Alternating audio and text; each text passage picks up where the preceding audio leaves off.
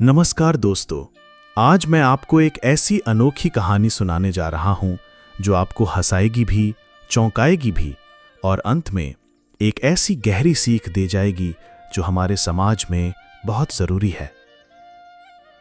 तो चलिए दोस्तों, कहानी शुरू करने से पहले अगर आप हमारे चैनल पर नए हैं तो कृपया चैनल को सब्सक्राइब ज़रूर कीजिए ताकि हम आपको हर हफ्ते ऐसे ही दिल को छू जाने वाली कहानियां सुना सकें। कहानी शुरू होती है एक गांव से जिसका नाम था जाहिलपुर। अब नाम से ही समझ आ रहा होगा कि यहाँ के लोग पढ़ाई लिखाई में ज्यादा विश्वास नहीं रखते थे। यहाँ ज्यादातर लोग अशिक्षित थे। हाँ, कुछ लोग पढ़े लिखे भी थे, लेकिन उनका ज्ञान गांव की चाय की दुकान तक ही सीमित था। इसी गांव में रहता था एक सच्चा, मेहनती और भोला भाला आदमी, भोला कुम्हार। उसका एक गधा था जो रोज उसके साथ मिट्टी लाने में मदद करता था। भोला उसी मिट्टी से बर्तन बनाता और बाजार में बेचकर घर चलाता था। एक दिन भोला अपने गधे के साथ मिट्टी लाने जा रहा था। रास्ते में एक सरकारी स्कूल पड़ता था। अंदर मास्टर जी बच्चों को पढ़ा रहे थे और एक बच्चे को डांटते हुए बोले, अरे गधे, तुझे तो मैं इंसान बनाकर ही दम लूंगा। ये बात भोला ने सुन ली। वो सोच में पड़ गया, अरे मास्टर जी तो गधे को इंसान बना देते हैं। भोला तुरंत मास्टर जी के पास पहुंचा और बड़ी मासूमियत से बोला, मास्टर साहब, क्या आप मेरे गधे को भी पढ़ा सकते हैं? मास्टर जी ने पहले तो हंसते हुए कहा, क्यों नहीं, मैंने तो अपनी जिंदगी में कई गधे पढ़ाए हैं। भोला बहुत खुश हुआ। उसने गधे की रस्सी मास्टर जी को पकड़ाई और बोला, मेरा गधा पढ़ा लिखा आदमी बन जाए, यही मेरी इच्छा है।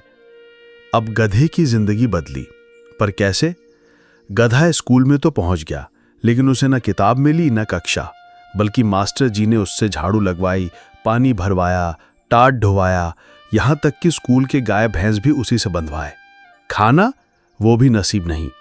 6 महीने बीते और भूख प्यास से एक दिन गधा मर गया। भोला 6 महीने बाद स्कूल पहुंचा और मास्टर जी से बोला, मास्टर साहब, अब तो मेरा गधा पढ़ लिख गया होगा, कहाँ है वो?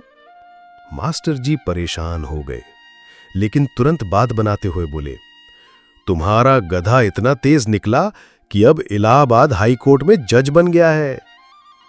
भोला खुशी से झूम उठा, सच मास्टर साहब, मेरा गधा जज बन गया? भोला सीधा इलाहाबाद कोर्ट जा पहुंचा। वहां एक जज साहब किसी मुजरिम को सजा सुना रहे थे। तभी भोला ने चिल्लाकर कहा, ए गधे, मुझे पहचाना? पूरा कोर्ट सन्न। जज साहब चौंक गए। तुम कौन हो और ये कैसी बदतमीजी है? भोला भावुक होकर बोला, मैं तेरा मालिक हूं, भोला कुम्हार। तू पहले मेरे साथ मिट्टी ढोता था। जज साहब भौंचक के रह गए। ये क्या बकवास है? कोई सबूत है तुम्हारे पास?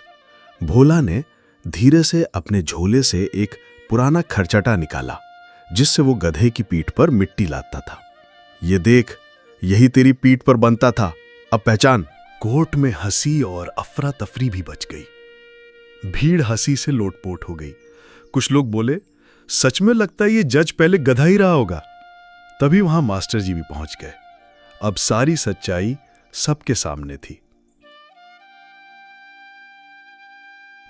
मास्टर जी ने शर्म से सिर झुका लिया और कहा, दोस्तों, असल में गधा तो कभी इंसान नहीं बनता, पर इंसान गधे से भी ज्यादा बेहूदगी कर सकता है जब वो किसी मासूम के साथ धोखा करता है। मैंने भोले के विश्वास के साथ मजाक किया, लेकिन आज मैं खुद ही सबसे बड़ा गधा बन गया हूं। भोला कुछ नहीं बोला। वो चुपचाप उस पुरानी रस्सी को उठाकर कोर्ट से बाहर निकल गया। अगर आपको ये कहानी थोड़ी सी भी हंसी, हैरानी और सोचने की वजह दे गई तो चैनल को सब्सक्राइब जरूर करें, क्योंकि हम सिर्फ कहानियां नहीं सुनाते, हम सच को हंसी में लपेटकर आपके दिल तक पहुंचाते हैं। नमस्कार दोस्तों, आज मैं आपको एक ऐसी कहानी सुनाने जा रहा हूं जो ना सिर्फ आपके चेहरे पर हंसी लाएगी, बल्कि आपको सोचने पर भी मजबूर कर देगी। ये कहानी कहीं लिखी नहीं गई, किसी किताब में छपी नहीं, और यकीन मानिए, किसी ने सुनी भी नहीं। तो चलिए शुरू करते हैं एक अनोखी और रहस्यमय यात्रा।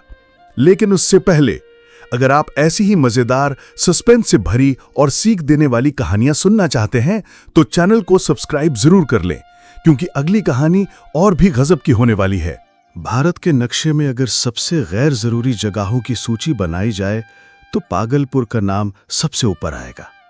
वहां न तो रेलवे स्टेशन था, न एयरपोर्ट और न ही वाईफाई चलता था। हाँ, लेकिन अगर सबसे अनोखी चीज थी तो वो थी वहां के लोग। पागलपुर का सबसे समझदार आदमी था हरि प्यारे लाल शर्मा, और सबसे बेवकूफ आदमी वो भी वही था, हरि प्यारे लाल शर्मा। मतलब ये कि कोई भी उसे समझदार या बेवकूफ समझने की हिम्मत नहीं करता था।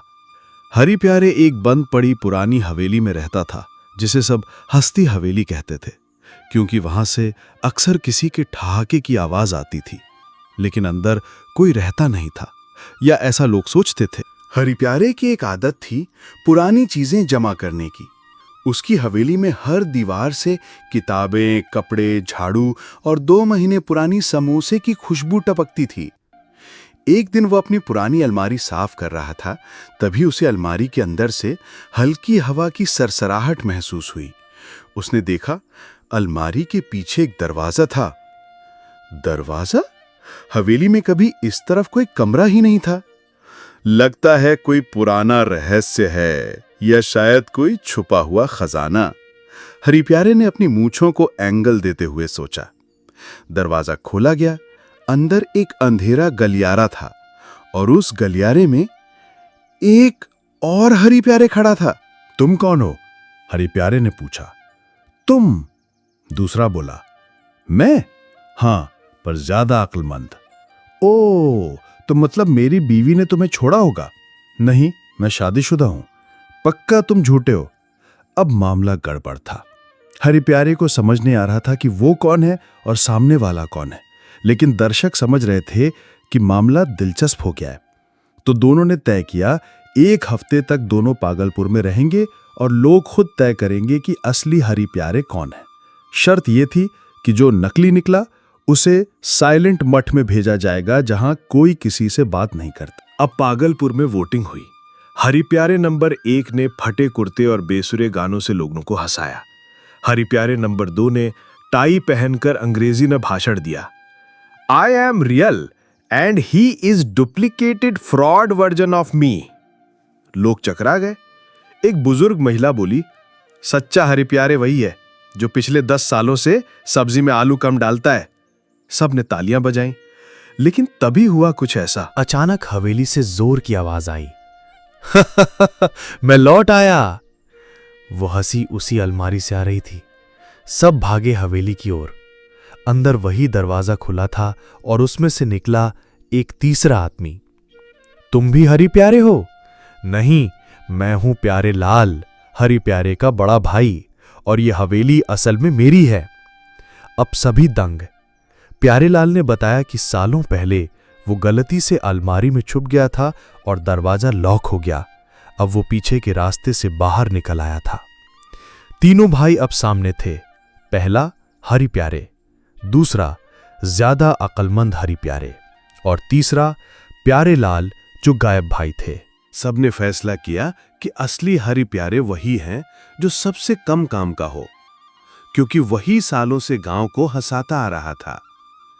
तीनों ने मिलकर हंसी का स्कूल खोला, जहां लोग सीरियस होने से पहले हंसी पास करना सीखते थे, और प्यारे लाल ने हवेली में हंसी म्यूजियम बना डाला। सीख क्या है? जिंदगी में सबसे जरूरी चीज है हंसी। हर आदमी में एक हरि प्यारे छिपा है, बस अलमारी खोलने की देर है।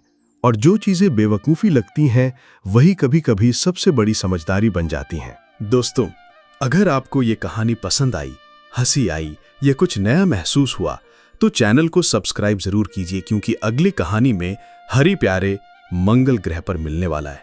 और हाँ, कमेंट करके बताइए आपको सबसे ज्यादा मजा किस हिस्से में आया।